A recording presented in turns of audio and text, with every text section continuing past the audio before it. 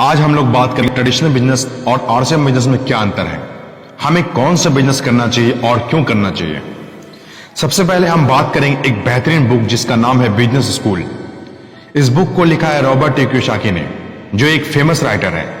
ये बुक उन लोगों के लिए है जो दूसरों की मदद करना चाहते हैं। इस बुक को पढ़ने पर आपको पता चल जाएगा कि आने वाला वक्त में डायरेक्ट सेलिंग बिजनेस का फ्यूचर क्या है और लोगों को क्यों करना चाहिए। उन्होंने इस बुक में बताया है कि लोग 4 क्वाड्रेंट से ही पैसा कमाते हैं। वे क्वाड्रेंट है ESBI, E employ, S self employ, B business, I investor. E और S क्वाड्रेंट के लोग इस दुनिया में 95% लोग हैं और B और I में 5% लोग हैं। लेकिन दिक्कत की बात यह है कि इस दुनिया में 95% लोगों के पास 5% पैसा है और 5% लोगों के पास इस दुनिया का 95% पैसा है। ऐसा इसलिए है क्योंकि ES के लोग अपने समय बेचकर पैसा कमाते हैं। वे लोग जितना ज्यादा समय देते हैं उतना ही पैसा बनाते हैं। टाइम लिमिटेड होने की वजह से इनकम भी लिमिटेड होता है। लेकिन B क्वाड्रेंट के लोग यानी बिजनेसमैन पैसे बनाने के लिए लोगों के साथ काम करते हैं। जिसके नीचे कम से कम 500 लोग काम करते हैं उसे बिजनेसमैन कहते हैं। और I इन्वेस्टर पैसे बनाने के लिए पैसे का इस्तेमाल करते हैं, यानी पैसे से पैसा बनाते हैं। एक अच्छा इन्वेस्टर बनने के लिए आपको सबसे पहले एक अच्छा बिजनेसमैन बनना होगा। हम लोग के आसपास के लोग ES में रहते हैं। हमारे परिवार के लोग, रिश्तेदार, आस पड़ोस के लोग सभी ES में रहते हैं। इसलिए हम बचपन से ही ES के बारे में सोचते हैं या बनना चाहते हैं। अब मेरा आप लोगों से सवाल है कि एक ऐसा तालाब जहां 5% मछलियों को पकड़ने के लिए 95% लोग हैं, दूसरी ओर 95% मछलियों को पकड़ने के लिए 5% लोग हैं, आप किस तालाब में मछलियां पकड़ना चाहेंगे? हम में से ज्यादातर लोगों का दूसरे तालाब में मछलियां पकड़ना चाहेंगे क्योंकि लोग भी कम है और मछलियां भी ज्यादा है। ठीक उसी तरह हम लोगों को अपना माइंडसेट B और I के तरफ करना चाहिए। जब बिजनेस की बात आई है तो एक और बिजनेस हमारे पास है, ट्रेडिशनल बिजनेस, और दूसरी तरफ है आरसीएम बिजनेस। इन दोनों बिजनेस में हमें कौन सा बिजनेस करना चाहिए, आइए जानते हैं दोनों बिजनेस के बारे में। पहला, ट्रेडिशनल बिजनेस को स्टार्ट करने के लिए सबसे पहले हमें कैपिटल यानी पूंजी की जरूरत होती है, लाखों रुपए लगाना पड़ता है। लेकिन आरसीएम बिजनेस की बात करें तो स्टार्ट करने के लिए किसी पूंजी की जरूरत नहीं पड़ती है। यहाँ हम 0 इन्वेस्टमेंट से स्टार्ट कर सकते हैं। आगे हम बात करें, हम ट्रेडिशनल बिजनेस को करने के लिए हमारे पास एक्सपीरियंस का होना बहुत जरूरी है। बिना एक्सपीरियंस के हम लंबे समय तक ट्रेडिशनल बिजनेस को नहीं कर सकते हैं, चाहे वह बिजनेस स्ट्रीट फूड का हो, मेडिसिन का हो, गारमेंट्स का हो या किसी का भी हो। लेकिन आरसीएम बिजनेस हम बिना एक्सपीरियंस के स्टार्ट कर सकते हैं। एक्सपीरियंस आरसीएम बिजनेस में आने के बाद ही होता है। ये एकमात्र ऐसा बिजनेस है जो सीख कर नहीं बल्कि कर कर सीखा जाता है। ट्रेडिशनल बिजनेस को हम किसी लोकल एरिया में स्टार्ट करते हैं, लेकिन आरसीएम बिजनेस को हम पूरी भारत में कर सकते हैं क्योंकि हमारा एरिया लिमिटेड नहीं होता है। आरसीएम बिजनेस किसी भी राज्य, किसी भी शहर, किसी भी गांव, किसी भी कस्बे में हम शुरू कर सकते हैं। ट्रेडिशनल बिजनेस में हमारा प्रोडक्ट लिमिटेड होता है। जैसे अगर हम शूज का बिजनेस करते हैं तो इसमें हम चावल नहीं बेच सकते हैं, मिठाई नहीं बेच सकते हैं, कपड़े नहीं बेच सकते हैं, कॉस्मेटिक का सामान नहीं बेच सकते हैं। लेकिन आरसीएम बिजनेस में प्रोडक्ट लिमिटेड नहीं है। यहाँ हर मंथ प्रोडक्ट बढ़ता जाता है, हर मंथ कुछ न कुछ लॉन्च होता रहता है। यहाँ आपको हर तरह के प्रोडक्ट मिलते हैं। यहाँ फूड, ग्रोसरी का, बेवरेज का, पर्सनल केयर का, होम केयर का, गारमेंट्स का, हेल्थ सप्लीमेंट का, स्टेशनरी का, कॉस्मेटिक का, मेंस एसेसरीज का, बिग एंड एग्रो प्रोडक्ट और भी बहुत सारे प्रोडक्ट हैं जो आपके जरूरत का है, जिसे आप उपयोग में रोज लेते हैं।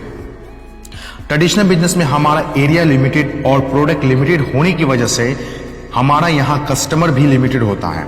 लेकिन आरसीएम बिजनेस में ना ही हमारा एरिया लिमिटेड है और ना ही प्रोडक्ट लिमिटेड है, इसीलिए यहाँ हमारा कस्टमर भी लिमिटेड नहीं होता है। ट्रेडिशनल बिजनेस में हमारा एरिया, प्रोडक्ट, कस्टमर लिमिटेड होने से हमारा इनकम भी लिमिटेड होता है।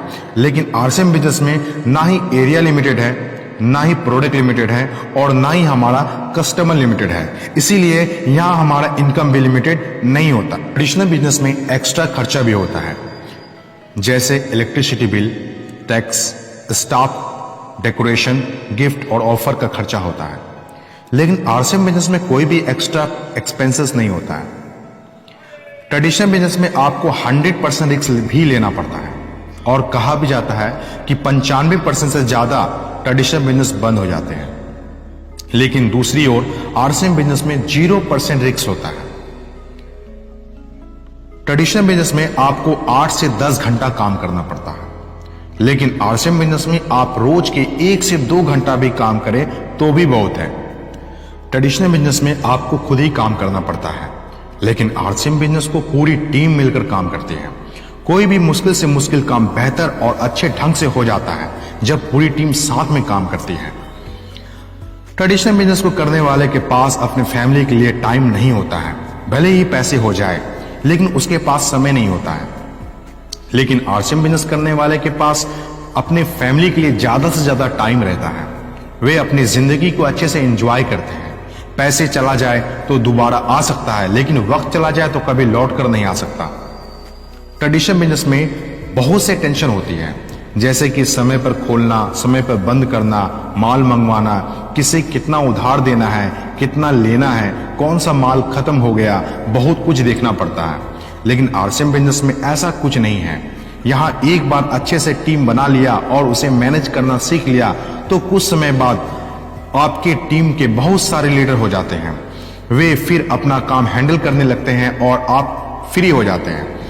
आरसीएम बिजनेस एक टेंशन फ्री बिजनेस है। ट्रेडिशनल बिजनेस में बहुत सारी रिटर्न अकाउंट बनाना पड़ता है, लेकिन दूसरी ओर आरसीएम बिजनेस में ये सब काम ऑनलाइन मैनेजमेंट के द्वारा होता है। ट्रेडिशनल बिजनेस में रेसिडुअल इनकम नहीं मिलता है, लेकिन आरसीएम बिजनेस में रेसिडुअल इनकम मिलता है। रेसिडुअल इनकम वैसे इनकम को कहते हैं जो सालों साल बढ़ता चला जाता है। ट्रेडिशनल बिजनेस को जिंदगी भर रन करना पड़ता है। इस बिजनेस को उसके दादाजी चलाते थे, इसी बिजनेस को उसके पापा चलाने लगे और आज उसका बेटा चला रहा है और उसके बाद उसका बेटा चलाएगा। लेकिन आरसीएम बिजनेस एक ऐसा अनोखा बिजनेस है जिसे 5 से 10 साल में बिल्ड किया जा सकता है। उसके बाद उसे किसी मत ना भी करे तो भी बिजनेस नहीं गिरेगा। यह है पावर आरसीएम बिजनेस की। ट्रेडिशनल बिजनेस में कभी भी नेटवर्क नहीं बनता है, लेकिन आरसीएम बिजनेस में धीरे धीरे बहुत बड़ा नेटवर्क खड़ा हो जाता है। आज जिसका जितना बड़ा नेटवर्क है उसका उतना ही बड़ा नेटवर्क है। आज हम सब किसी न किसी नेटवर्क में हैं, चाहे वो जियो हो या एयरटेल, अमेजोन या फ्लिपकार्ट हो, फेसबुक या यूट्यूब हो, गूगल या इंटरनेट हो, डिश टीवी या टाटा स्काई हो, एफसी हो, गोदरेज हो, हिंदुस्तान यूनिलीवर हो, पतंजलि हो, मैकडोनल्ड्स हो, नेस्ले हो, डाबर हो या एसबीआई बैंक ही क्यों न हो, सबने अपना एक बड़ा कस्टमर का नेटवर्क खड़ा किया है। इन सब ने ये कस्टमर का नेटवर्क खड़ा करने के लिए लाखों करोड़ रुपए इन्वेस्ट किया है। यही मौका आरसीएम आपको जीरो इन्वेस्टमेंट पे कस्टमर का एक विशाल नेटवर्क खड़ा करने का मौका देता है। ट्रेडिशनल बिजनेस में आपको एक्टिव इनकम मिलता है। एक्टिव इनकम वैसे इनकम को कहते हैं जब तक हम काम करेंगे पैसे आएंगे, काम करना बंद पैसे आना बंद। जैसे एक दुकानदार दुकान खोल रहा है, पैसे आ रहे हैं, दुकान खोलना बंद कर देंगे पैसे आना बंद। एक नौकरी करने वाला नौकरी पर जा रहा है, पैसे आ रहे हैं, नौकरी पर जाना बंद पैसे आना बंद। एक किसान खेती कर रहा है, पैसा आ रहा है, खेती करना बंद पैसा आना बंद। एक टीचर बच्चों को पढ़ा रहा है, पैसा आ रहा है, बच्चों को पढ़ाना बंद पैसा आना बंद। It's called active income. लेकिन आरसीएम बिजनेस हमें मौका देती है पैसिव इनकम कमाने का। पैसिव इनकम वैसे इनकम को कहते हैं जो काम करे एक बार, इनकम आए बार बार। जैसे एक राइटर एक किताब लिखता है 1-2 साल लगाकर, लेकिन जब जब वो किताब बिकता है तब तब उस राइटर को इनकम आता है। ठीक उसी तरह आरसीएम बिजनेस में 2-3 साल लगाकर आप एक टीम बनाते हैं और आपको पैसा आने लगता है, यानी काम एक बार, इनकम बार बार। It's called passive income. RCM business में पैसिव इनकम के लिए काम करना चाहिए, क्योंकि आज हमारा शरीर काम कर रहा है, पैसे आ रहे हैं, कल हमारा शरीर काम नहीं करेगा, पैसे नहीं आएंगे, तब क्या करेंगे?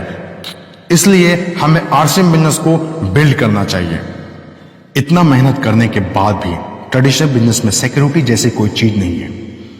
आज आप जो भी कर रहे हैं, लेकिन खुदा न खास्ता आपका सड़क दुर्घटना में कुछ हो जाए तो आपके फैमिली को कौन देखेगा? अगर आपको कुछ महीने के लिए बेड रेस्ट ही मिल जाए तो आपका घर कैसे चलेगा? आपके जाने के बाद आपके फैमिली की कौन देखभाल करेगा? लेकिन आरसीएम बिजनेस में आप एक बार जबरदस्त टीम बना लेते हैं तो आपकी सिक्योरिटी लाइफ टाइम के लिए हो जाता है। आप रहें या ना रहें, आपको रॉयल्टी इनकम आती रहेगी।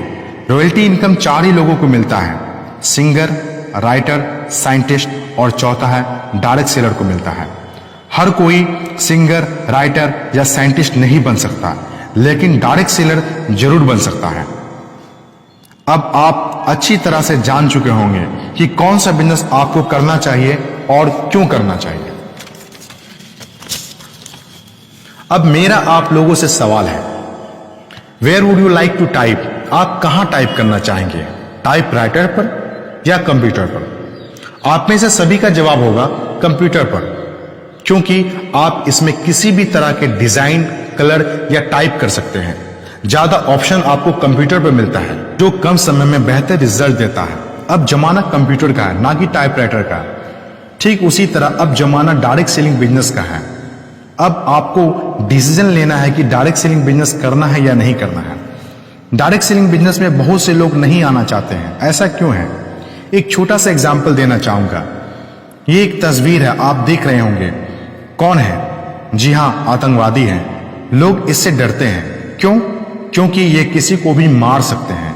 उसके हाथों में गन है, लेकिन अगर उसके हाथों से गन हटा दिया जाए, हम में से ज्यादातर लोग नहीं डरेंगे, क्योंकि डर हमें आतंकवादी से नहीं बल्कि उसके हाथ में जो गन है उससे लगता है।